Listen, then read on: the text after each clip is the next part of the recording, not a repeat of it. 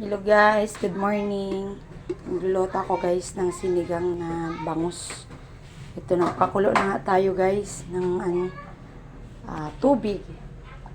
Para, yan, anin lang natin. Ay, luto na nga. So kasi yung kamatis na dudurog, di ba? Daming sabaw guys dahil madami to, tatlong bangus to guys, tapos pinabunlis ko.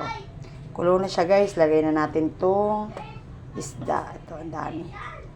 Baka sumobra. Wow. Ay, sorry. Ayan. Ay, yan guys. Dami no. Yan, pinabunlis namin yan kasi mas masarap pag wala ng tinik, di ba? Tsaka mataba, yung taba talaga. Wow. Yan guys.